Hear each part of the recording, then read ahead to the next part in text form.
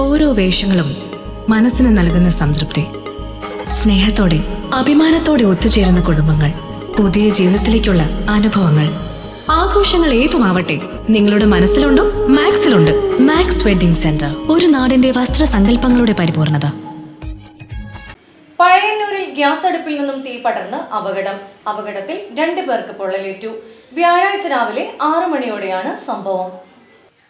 പഴയന്നൂർ മേപ്പാടത്ത് പറമ്പ് തെഞ്ചേരി അരുൺകുമാറിന്റെ ഭാര്യ 31 വയസ്സുള്ള സന്ധ്യ, 8 വയസ്സുള്ള മകൾ അനുശ്രീ എന്നിവർക്കാണ് പൊള്ളലേറ്റത്.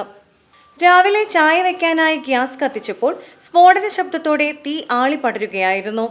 അടുക്കളയിൽ നിന്നും കിടപ്പുമുറിയിലേക്ക് ആളിപ്പടർന്ന തീയിൽ നിന്നാണ് കിടത്തുറങ്ങുകയായിരുന്ന അനുശ്രീക്ക് പൊള്ളലേറ്റത്. വ്യാഴാഴ്ച രാവിലെ 6 മണിയോടുകൂടിയായിരുന്നു സംഭവം.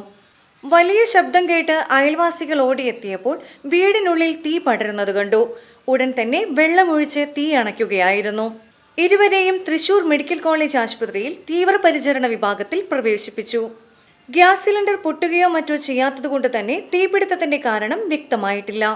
ശബ്ദം കേട്ടിട്ടാണ് ഓടി വന്ന് നോക്കിയപ്പോൾ എന്തോ ഒരു ഭൂകമ്പം പോലെ ശബ്ദം കേട്ട് വന്നപ്പോൾ പെൺകുട്ടി അങ്ങനെ കുത്തിയിരിക്കുന്നു. പിൻവശം മേച്ച് മൊത്തം ഇതാണ്ട് മേലിനും മുഖത്തും ഒക്കെ പാടുണ്ട്. പിന്നെ ഞങ്ങൾക്ക് ഒന്നും എന്താന്നുള്ളത് വിവരിച്ച് പറയാൻ കിട്ടണില്ല. കാരണം ആ വെപ്രാളത്തിൽ ഞങ്ങളൊന്നും ശ്രദ്ധിക്കാൻ പറ്റിയില്ല. ആ കുട്ടിയെ രക്ഷിക്കാൻ നോക്കി ഞങ്ങൾ.